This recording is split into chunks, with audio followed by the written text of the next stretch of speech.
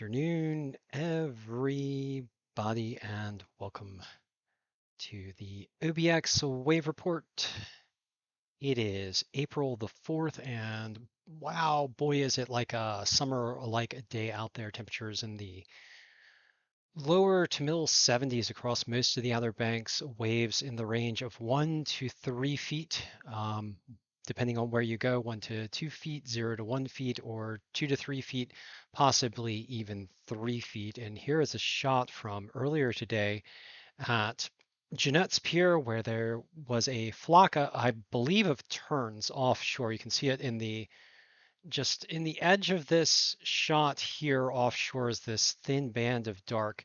They're clearly birds. When you're down there, it's easy to like the human eye is actually really good. It's very well able to discern shapes and movement, and clearly a flock of birds offshore. In addition, there were dolphins and fellow surfers out there catching the waves. I did get out there and surf. Got like about 6 waves, none of them really good. A lot of wipeouts. The waves were a little bit just I don't know. They weren't as easy to ride, but nonetheless very fun and good practice. And here's an image of a surfer catching a wave at Jeanette's Pier today. I haven't gone through all the GoPro video footage. Not sure if I'm gonna grab anything from that, but a couple of good rides nonetheless. And for me, this is surf session 31 for this year, so pretty amazing. Going for 150 for this year. We shall see if we get there. And we're continuing to improve, continuing to do the things to get back into surf shape. Feeling pretty fit. Lost a decent amount of weight. Surfing will definitely trim you down. And I do have a little bit of a sticky hip on my left hip, but it's not bothering me as much. I've been doing some yoga, some hot yoga, some stretches, and just generally speaking, getting out there and surfing feels really good for your body, particularly the cold water. Cold water helps to reduce swelling, it boosts your immune system. It's just generally really good for you. And been out in the cold water. I mean, as long as you're not like getting hypothermia or anything like that, but been out in the cold water for quite a bit this winter and still cold out there at Jeanette's Pier, about 53 degrees. Got out there for about an hour this morning with some surfer folks. It's actually, I'm surprised that there haven't been as many surfers out there at Jeanette's Pier in recent days, but today there were a good 5 of us. So that's more what I would expect, even given the wave conditions, pretty choppy and sloppy. Warm temperatures again, like in the lower to middle 70s. We've got a south wind coming in, a little choppy, and small 1 to 2 foot waves there at Jeunesse Pier. I'll get more into a comprehensive report on locations for the wave report, but now I think I want to get into our preamble discussion of climate science. One of the reasons why I talk about climate science on the Wave Report is coastlines are so vulnerable to climate change, particularly here in the Outer Banks. We are very fragile. It's a thin strand of islands facing off against sea level rise and increasingly severe storms, among other effects driven by fossil fuel burning. And when you're confronted with a problem, it's I don't know, the human psychology of dealing with trouble is rough. It's a little hard. And even people with the best intentions can fall into various traps. And one of the traps that people fall into is, when they see something that looks a little difficult or that requires action and change, often one of the first reactive responses is to deny the fact that it's there. It's like denial is kind of like balling up, putting your head in the sand, kind of almost like childlike, no, no, no, no, no kind of thing. And one of the awful things about climate change denial is that natural human response to fear the unknown and to not have the internal fortitude to deal with a situation that requires action and change, um, is that the industry that profits from fossil fuel burning, aims to exploit that natural human response by using marketing campaigns to promote that freeze response. Um, a derivation of the freeze response is also what has manifested itself as climate despair and climate doomism. And this can happen when something big and rough is coming at you. You got this big rough thing heading your way, and there's a part of the mind that says, oh my God, I can't deal with it. It's too big. And that, as opposed to just denial, the denial is kind of like the turning inward. The doom is like still seeing the problem. It's not turning inward. It's not closing the eyes. It's still seeing the problem, but there's the injection of doubt into the mind. It's like, this is just too much. I'm too small. And and then once again, you get the freeze response. So you're still seeing the problem now. You're not closing eyes. So you're one step up, but the internal response to give up, to freeze, is still there because the process internally hasn't yet figured out how to act, or thinks that action is futile. And once again, this is a break. This is a break in the psyche. Um, Action is always more likely to result in a positive consequence than inaction. Inaction is a predetermined outcome, right? So I wanted to highlight a couple of tweets that Professor Catherine Hayhoe on her Twitter feed has been highlighting, and one of them is from the Climate Psychology Alliance of North America.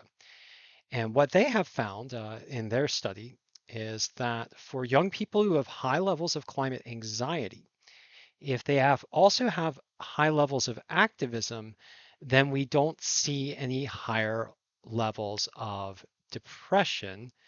Depression, I'm going to kind of jigger the words here: depression and despair. Depression, is just generally a sense, of malaise. It's melancholy, I guess, is one way of saying it, but it's also another freeze. Or even maybe it's, depression is, kind of slow movement. You feel like everything that you do is going to result in a bad outcome. So it's kind of self-fulfilling prophecy of doom. That's depression. But what the Climate Psychology Alliance of North America found, that the cure to climate depression is activism, and what Dr. Michael Mann likes to call action and agency.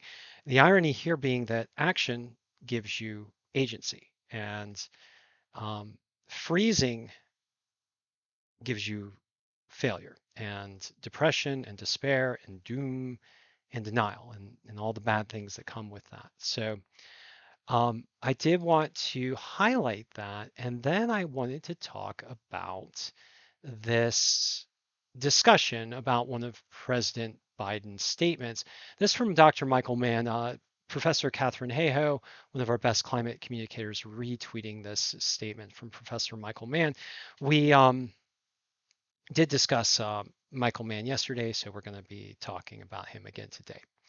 And I'm just going to read this statement by Michael Mann. Biden said, "We lose it all if we worm beyond 1.5C. Unhelpful rhetoric unsupported by the science. It's a continuum, not a cliff. We've lost much already and lose more with each fraction of a degree. If we miss the 1.5C exit ramp, we still go for 1.6C exit rather than give up." And this, again, in my opinion, highlights the nature of human psychology confronting climate crisis, and where it breaks, where it can tend to fail. And one of the breaks is not understanding the nature of the crisis. And the nature of the climate crisis is it's a ratcheting effect. It's, with each zero point 0.1 degrees Celsius, we get more harm. And it's always good to prevent that harm. So the more action we have now, the less harm there will be. But there's a tendency for us to want to set goals and want to make like a final decision on X or Y. And in the case of climate, oftentimes thresholds get defined pretty absolutely, even though the climate crisis itself is a gradual ratcheting continuous crisis, right? So the thresholds are helpful for setting goals, generally speaking. Say, for example, the scientific community um, is aiming for keeping temperatures below 1.5 degrees Celsius by encouraging policymakers to do things like mass deploy clean energy and reduce fossil fuel burning. If those makers lag and fail and we go beyond the 1.5 C threshold, it doesn't mean that the world is doomed. But what it does mean is that we get more harm. And redoubling our efforts to get to 1.5 C or less, if it is still possible, is a really good thing. So I think what Biden is trying to do is create that urgency. But the unfortunate nature of talking this way, talking about thresholds as if they're absolute, is that it can create a sense of doom and despair if we miss that threshold. So that's kind of a complicated thing. It's a nuance that people have trouble grasping. So on this, what I will say is that absolutely we got to fight as hard as we can to beat the 1.5 C threshold and keep warming below 1.5 C. But if we fail to do that, which would be a bad thing, um, it's still not the end of the world. It's just a worse world. And we don't really want to live in a worse world. In fact, we're at about 1.2 to 1.3 C right now. So we're in a worse world. We're already seeing the consequences of climate change, as Dr. Michael Mann is saying. We've already lost some things. The question is, well, not the question, because honestly, I don't think we want to lose anything. The assertion is that we don't want to continue to lose. We don't want to continue to lose with each zero point 0.1 degrees Celsius of warming, because that's what happens. So we've got to stop it. We've got to mass deploy the clean energy. And but we shouldn't succumb to despair if we miss a threshold like the 1.5 C threshold, despite the fact that there is high urgency to hit that threshold or hit below that threshold. Um, so in this, we have to be careful because we want to assert the urgency of the situation. We lose much if we do not keep the world below 1.5 C. But we lose more with each zero point 0.1 degrees Celsius beyond that. And so we need to be urgent about avoiding that tougher and tougher world. And we need to be moving absolutely as fast as we can to mass deploy clean energy and keep those climate numbers, those warming numbers, as low as possible. And I believe that that's what Michael Mann is trying to say here as he confronts Biden. And I really don't necessarily think that Biden had any bad intent, but I also think that um, we need to understand the nature of the threat that confronts us, and the the more we understand the nuances of the threat, the better we will be equipped to communicate on the issue.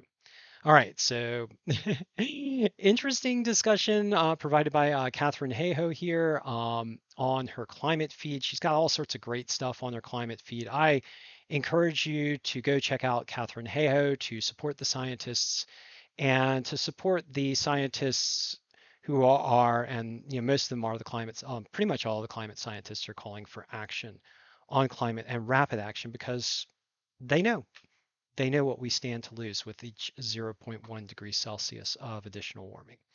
All right, so that concludes our preamble. Let's get into the weather, climate, and waves for today. And I'm going to get a little bit more into some of the maps here. We've got another big storm system developing in the central US, and you can see the swirl of winds at the surface. We've got this broad circulation over a general um, high pressure set of high pressure systems out in the North Atlantic, this very broad sweep, eastward flow, and then coming in through the Caribbean and the Gulf of Mexico, digging up a lot of surface moisture. And the reason why there's a lot of surface moisture near the ocean is because the water temperatures, let's look at the ocean. Sorry.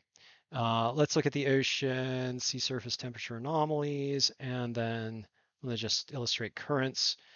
And so at the ocean surface, we have much warmer than normal temperatures along the Gulf of Mexico in the range of about 2 degrees Fahrenheit to around 5.5 degrees Fahrenheit above normal. And those warmer than normal waters are providing a lot of excess moisture over the Gulf. This moisture is getting picked up by the surface winds and pushed across Texas, Louisiana, and parts of the central US. And you've got that storm swirling over the Rockies, starting to head southward and tap into that warm, moist Gulf air, warmer than normal, moister than normal. So there's a climate fingerprint on it. And that is expected to help produce some severe weather later today and into tomorrow. Yet another spate of powerful thunderstorms likely developing for the central US. And these storms may once again produce another outbreak of tornadoes. These storms getting that extra fuel from the Gulf of Mexico. So there is a climate crisis fingerprint on those systems. Um, and here we have the geocolor composite showing the bright white cloud tops of the storm system swirling over the Rockies and the upper tier of the US, providing the instability, and the clouds starting to fire up over Texas, Louisiana, Arkansas, and Oklahoma as they start to confront that colder, unstable air. Here in the Outer Banks, we've got partly sunny conditions, some clouds, some showers about. Nothing too crazy expected for weather today, but we do expect the front to move through Thursday into Friday, so we're gonna get some storminess associated with this system, and then potential, according to some of the models for nor'easter this weekend and running in through early next week. We're gonna have to see if that develops. But looking at the enhanced cloud tops, you can see all those storms starting to fire across Texas and the swirl of cold and instability over the Rockies starting to sink toward the central US. Looking at the National Weather Service radar, you can see all the alerts that are, let's go ahead and refresh this. You can see all the alerts that are popping up. We've got blizzard warnings up for parts of Minnesota and red flag warnings in areas where it's really dry and those winds are blowing strongly. So we've had some severe drought in the central US, and those strong winds are increasing the fire hazard. And then you can see the storm starting to pop up over Texas, parts of Louisiana as they head on off toward the north and east. Here in the Outer Banks, we've got some storms lurking offshore, but nothing right now firing. Later in the day, some of this shower activity might cross the Outer Banks. We got like 40 to 50% chance of storms today, showers and thunderstorms. Nothing too crazy expected. All right, so let's get down to the local observation for waves. I'm going to provide you guys with the comprehensive review of waves across the Outer Banks. And let's go on up to Jeanette's Pier, where I got a little surf session in earlier today. And Right now, we've got 1 to 2 foot waves at Jeanette's Pier with a primary swell coming in at 6 seconds. That is a 1.9 foot swell coming in out of the southeast. Secondary swell coming in at 12 seconds. Has a 0.6 foot swell coming in out of the east northeast. Winds are out of the southeast, light, 10 miles per hour. That is a cross shore with a slight flow with a slight onshore component. Air temperatures in the range of about 64, 65 degrees right there at the beach. If you head back just even the block, it's much warmer. It's closer to 70. Ocean water temperatures warming up a little bit at 53 degrees Fahrenheit. This is 1 degree warmer than it was yesterday. Weather conditions for today, partly sunny, scattered showers, possible thunderstorm, 30% chance of rain later this afternoon and evening, high in the mid 70s. And then heading on down to Rodanth, across the Oregon Inlet and past the Pea Island National Wildlife Refuge, we find that waves are also in the range of about 1 to 2 feet, a little bit more solid here at Rodanth with a 6 second primary swell coming in and out of the southeast. That is a 2.5 foot swell, so almost getting into the 2 to 3 foot range there at Rodanth. Some of the wave cameras looked really good down there. Um, Secondary swell coming in at 12 seconds out of the east northeast. That's also a 0.6 foot swell. Winds out of the south 15 miles per hour as a cross onshore flow from a moderate wind. Air temperature is 68 degrees Fahrenheit. Ocean water temperature is warming up quite a bit to 60 degrees Fahrenheit. You don't have to go too far south to get to 60-degree water now, and it's just warming up along the coast as you would tend to expect in April.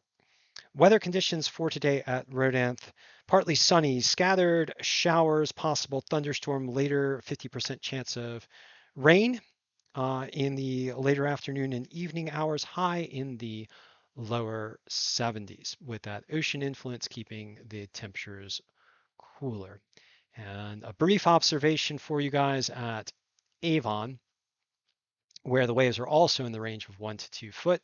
And then down to Buxton, we find that the waves are 2 to 3 feet, with a primary swell coming in at 6 seconds out of the southeast. That is a 4 foot swell, but with a high angle, it's taking more to wrap around, which is one of the reasons why you're getting that 2 to 3 foot swell. Secondary swell coming in at 12 seconds out of the east northeast. That is a 0.7 foot swell. Winds 8 miles per hour out of the southeast. That is a gentle onshore flow. Air temperatures 70 degrees, ocean water temperatures 63 degrees. It's been bouncing around between the 63 and 64 degree mark down there at Buxton. I'm wondering when the next warm up's going to be, but it is coming. The warmer waters are coming, guys. So things are about to get nicer here in the Outer Banks. Weather conditions at Buxton, partly sunny, scattered showers, possible thunderstorm later this afternoon, 50% chance of rain in the afternoon and evening hours, and high in the lower 70s. And last of all, a spot observation at Billy Mitchell, where the waves are 3 feet, solid 3 feet, with that south swell coming in.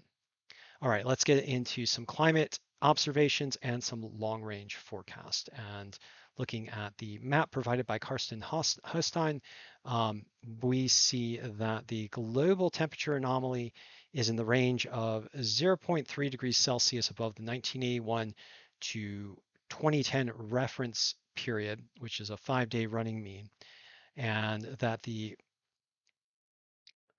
warmest region of the world comparable to average conditions, or yeah, comparable to average climate conditions for the 20th century, well, late 20th century and early 21st century, is the Antarctic, which is 2.27 degrees Celsius above normal, much warmer than normal down there in the Antarctic. And this is happening as we get into fall. So the typical cooling that Antarctica receives as it gets into fall is lagging quite a bit here. The Arctic is still a little cooler than normal, but despite the fact that the Arctic is cooler than normal, the globe is still warmer than normal. And we do still have some hot spots. So, for example, the US south and east is much warmer than normal. We've got a hot spot here in Western Asia as we start to get into Europe. Big hot spot here in Southeast Greenland. Southeast Asia and Central East Asia and Northeast Asia also much warmer than normal, and Australia also seeing warmer than normal conditions as well. All right, getting into the 7-day precipitation forecast provided by NOAA's quantitative prediction forecast, we do see that the Pacific Northwest is expected to see some pretty heavy precipitation over the next 7 days. And then the US Southeast and Gulf Coast region is also expected to see some heavy precipitation over the next 7 days. Looking at the climate prediction center, I did want to show you the 6 to 10-day outlook where we are expected to see much warmer than normal conditions for most of the United States. And precipitation is expected to be below normal for parts of the central US and western US, with some above normal precipitation expected for southwest Texas, the East Coast, and the Pacific Northwest. Getting into the Storm Prediction Center, I did want to tell you guys, I did talk to you guys about the risk of severe thunderstorms and tornadoes yet again with that storm gathering over the central US. And here we have the mesoscale outlook, the convective outlook, providing for a heightened risk of severe weather running from northeast Texas on through the southwestern Great Lakes region, with the hotspots being southeast Iowa, northwest Illinois, parts of Arkansas and Missouri, and extreme eastern Oklahoma. So if you guys are in any of these areas, please pay attention to your local weather forecast, your emergency broadcast system statements, and if severe weather does threaten, please seek shelter and keep yourself safe. And I do want to read a little bit of the summary here. Tornadoes, severe thunderstorms, gusts, and large hail are possible today and tonight from the upper Great Lakes to central Texas. Tornado potential is focused today over parts of Iowa and Illinois this afternoon, and especially tonight over parts of the Ozarks to the Arklatex complex. Arklatex region. So these regions are the areas with the most severe risk. It's worth noting that more than it looks like approximately 30 million people are under enhanced risk of severe weather. So please stay safe, guys. We've seen this story a number of times this year, and looks almost like a repeat of the recent severe tornado outbreak that resulted in the loss of, I think, at least 18 lives. So please stay safe, guys. Please pay attention to the severe weather. All right, let's get down to the global forecast system model. I'm going to switch this to a mesoscale model. Let's go to the 12-kilometer NAM, and actually, let's see how far I don't know how far in the future we're going to be able to get with the NAM, because this is a recent model. So hopefully we'll start to see the thunderstorms developing. Yeah, so here we start to see a line of thunderstorms developing in Iowa about midnight tonight. And then, let's go back. Let's go back. Oh, we're going to go back 6 hours. Mea culpa, but yeah, we're going to go back 6 hours. So here today on Tuesday, April the 4th, let's advance to about now. All right, so now we see the low pressure system starting to encounter the Gulf moisture. And as this low heads east and we start to tap into some instability, we start to see thunderstorms form later tonight over parts of Iowa in this model forecast, and then track in a line eastward across Iowa and Missouri late tonight, and then early on Wednesday, with looks like a couple of rounds of potential severe thunderstorms firing. And then once again, as we get into Illinois for the day on Wednesday.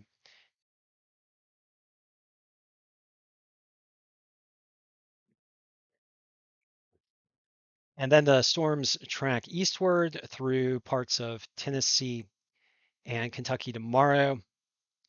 and then the front starts to get into the mid-Atlantic where it tends to stall out. I'm going to go back to the Storm Prediction Center because there was a thing that I want to do that I didn't do. So it is also worth noting that tomorrow is also a period of enhanced risk of severe weather. So we've got at least a 2-day event for severe weather. And then as we get into Thursday, there's a chance of thunderstorms running from southeast Texas all the way through the US Northeast. So like another, yet again, a large swath of potential thunderstorms, but not as severe as yesterday. So let's go back to the global forecast system model because I want to show you what's going to happen with the front after it stalls. So by Saturday, we have a stalled frontal boundary across the Gulf Coast region and the US Southeast. And this is where we start to get the potential for nor'easter formation. This front is expected to remain stalled throughout the day on Saturday. And here in the Outer Banks, it's likely that we're going to get some heavy weather. At the very least, heavy rains, stronger winds, and winds coming out of the east. And then the severe weather sinks off the east coast as we get into the day on Sunday and Monday. And then we start to see a coastal low form late Monday and into early Tuesday.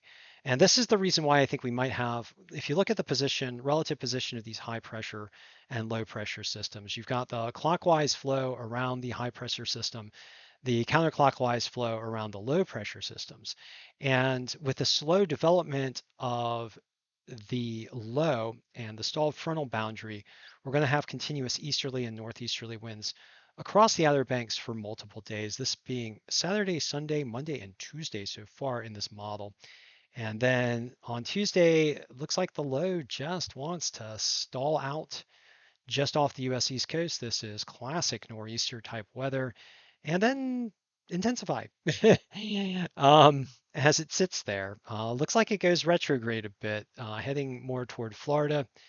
And yep, just pretty much a full retrograde, looking like a front kind of draped to the north and east across the coastal zone of Georgia, South Carolina, and North Carolina. So still stormy as we get into the day on Wednesday. And yeah, not much movement. Still sitting off Florida and still getting that easterly flow. Doesn't look like too strong, much in the way of strong winds as we get into the day on Thursday, but still kind of, squally weather conditions with a low pressure juxtaposed to the high pressure. The isobars aren't packed too tight. And then finally, the retrograde low just sinks on south through Florida. Very interesting set of circumstances for this forecast. And then finally, by Friday, we get the high pressure system off the US East Coast, likely warmer conditions by Friday for the Outer Banks as the high moves on offshore. So it looks like a potential for nor'easter. I did talk about the potential for nor'easter formation yesterday. You know what?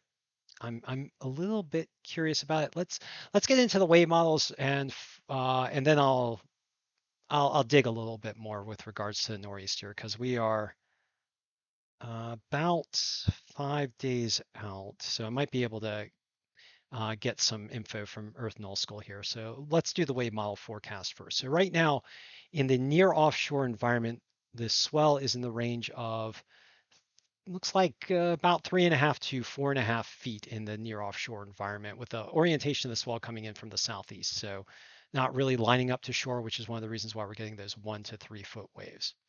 And then for tomorrow, swell expected to continue to angle in from the southeast, with the swell getting a little bit smaller in the range of about 2.5 to 3.5 feet for the day on Wednesday. And then as we get into Thursday, is this? Hold on, didn't change. Oh, no, okay, I didn't advance it. Okay, and then as we get into the day on Thursday, swell also angling in from the southeast in the range of about 2.5 to 3 feet as well. So small waves today, tomorrow, and Thursday. And then as we get into the day on Friday, we start to see the influence of that stalled front bringing in those northeast winds. And with those northeast winds, we get a larger swell out of the northeast, about 5.5 to maybe 6 feet in the near offshore environment. This at the 2 p.m. hour local time. And if you just advance this, you can see where the winds will tend to be stronger. So lighter winds up here for the North Beaches. Might actually be a decent surf day here in the Outer Banks if the winds aren't too strong. Actually, you know what? I'm going to do the winds later. But nonetheless, later in the day, heavier surf south, possibly a little bit lighter surf north. And then as we get into the day on, let's see, this is Friday, the day on Saturday, we do get that stronger easterly flow. And for the North Beaches, still not as bad, not as rough. I'm wondering if surf conditions might actually be pretty decent. We'll look at the winds and try and figure that out. But for the South Beaches, in the near offshore environment, we've got 9-foot waves. So it might be pretty gnarly out there. And I'm just going to tease this forward, see what happens as we get in throughout the day. Just generally building swell throughout the day for all beaches on Saturday. So 8 to 10 foot as we get into the 8 o'clock hour on Saturday. And it's continuing to build throughout the day. All right, so now let's go to the air models. And I'm curious about, whoa, here we go. Curious about the wind. I have been talking about the nor'easter, and what a nor'easter is characterized by is gale force northeast winds. And we see this at the 11 o'clock hour on Saturday. We've got gale force winds, sustained gale force winds just off Hatteras. And let's back this up. So the day, so looks like, is that right? Okay, this goes back by hours, so 8-hour increments. So let's get back into the day on Friday, because I said that Friday might be a decent surf day for North Beaches. And let's see if that is true. So here off Jeanette's Pier, oof, yeah, maybe not.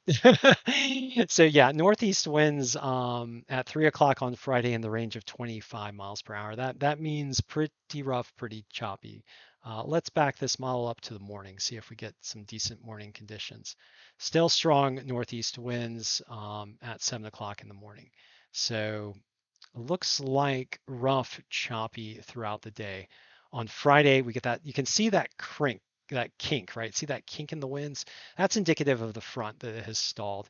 And let's just watch this thing. So you got the stalled front, you get the northeast winds moving in behind it. The winds build throughout the day generally, and then as we get into the 5 o'clock hour, where we've got strong northeasterly winds in the range of 27 miles per hour. As we get later on into the night, I'm just going to advance this more rapidly. We have those sustained winds a little bit less gnarly at the 2 a.m. hour as we get into the day on Saturday. But then advancing to the 10 a.m. hour, interesting. I wonder if there's a window in those calmer conditions where there might be some good surf in the early morning hours on Saturday. Actually, you know what? Maybe. A 19 miles an hour is still relatively rough, but I don't know. There might be this little tiny window in the 8 o'clock to 9 o'clock time frame where it might not be so crazy. But just off of Hatteras, we've got strong winds in the 9 o'clock hour on Saturday, and then let's just tease this forward. All right, and then as we get into the 5 o'clock hour on Saturday, we've got near gale force winds along the coast for the south beaches, and for the north beaches around 23 miles per hour. And then building as we get later and later into the day. So by the 7 o'clock hour, we've got basically gale force conditions as that low pressure center starts to form along that front to the south. Saturday evening looking relatively gnarly, nor'eastery. Let's get to the 10 o'clock hour. And yeah, near gale force conditions at the 9, 10, and then yeah, gale force conditions as we get to the 11 o'clock and midnight hour for the south beaches, for the more northerly beaches near gale force conditions. So this is your classic nor'easter. You've got this trough running right down the U.S. East Coast, and the nor'easter conditions running from, say, the Nags Head region all the way south through North Carolina and South Carolina, though the coastal regions here on the Outer Banks will tend to get the brunt of it on Saturday. And we'll just have to see what happens into Sunday. Now look here, see to the north, you've got that high pressure, and that's another feature of the of the nor'easter. You get a high pressure to the north, stalled front with a low pressure, and just these continuous onshore winds that just keep blowing and blowing and blowing. And we'll see how long that lasts. But looks kind of rough as we get into the weekend. All right, so thanks for joining me for this session of the OBX Wave Report. We did talk a lot, and we had quite a report. Although I don't know, it might not be as long as I thought it was. In any case, I'd like to ask you guys, as I always do, to please do everything you can to help speed the transition to clean energy and thereby protect our beautiful coastlines from the impacts of climate change driven by fossil fuel burning. Those impacts being rising sea levels driven by melting glaciers, which melt due to the heat coming into the atmosphere from the carbon dioxide that results from the fossil fuel burning, and the more intense storms that are driven by the added heat at the ocean surface and at the land surface that provides more punch, more lift for convection that helps to fuel those storms. So thank you for joining me once again, and I will be back with you shortly.